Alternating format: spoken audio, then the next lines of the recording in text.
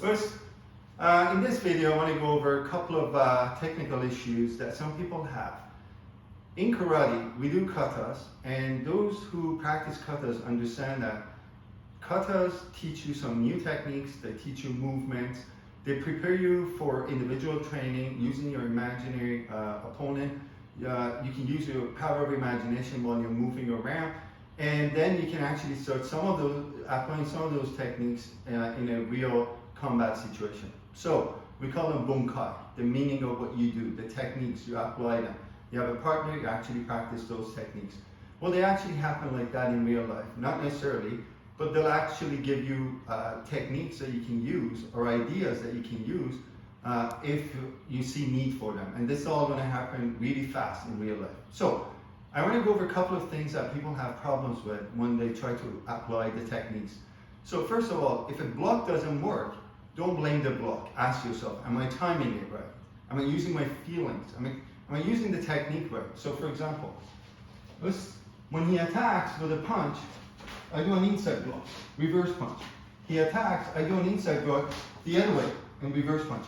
Am I actually applying the technique right? So those are the questions you have to ask yourself. But when it comes to grappling techniques, you have to ask yourself, are my shoulders relaxed? Am I using my body in connectivity with the rest of everything that I know? The technique, the muscles are relaxed, the shoulders are relaxed. Am I using them together as a whole to make the technique work? So for example, if my partner grabs my hands, now in real life, it's hard to believe that another man would actually grab your arms like this. Men tend to do this to women, or a bigger guy tries to do it to a smaller guy.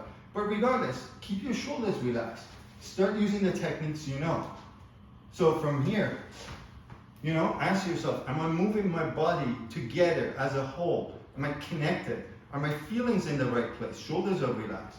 So if you grab, let's say, one hand with two hands.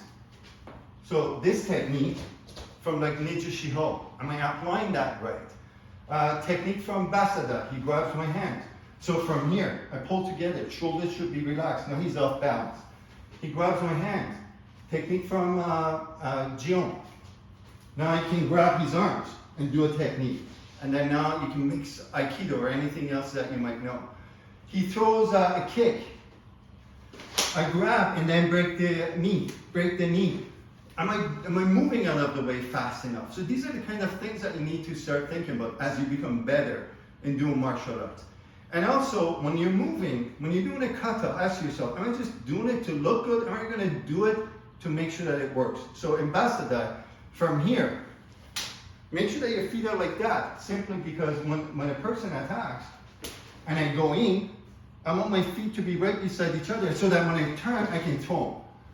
But if I do it, and my foot is there, how am I going to turn and throw that person? I'm going to hurt myself in my knees.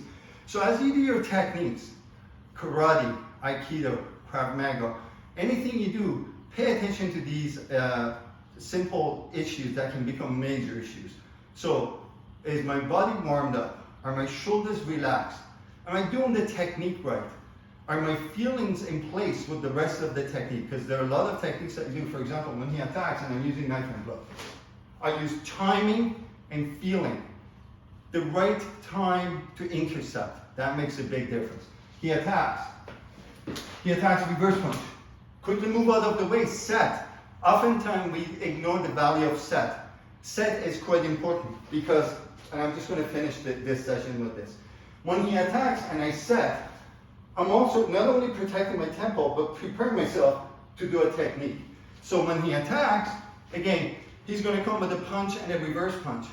As long as I set, I have a line of that line is my arm, intercepting his punch. So when he attacks, block, blow. And none of his punches managed to intercept because I was using my arm to block as I set after. So my point in all this video is this. When you're doing the techniques, ask yourself, am I relaxed? Am I doing the technique right? Am I setting right? Am I setting fast enough? Use your feelings, make the technique work. If there's a problem, keep going at it.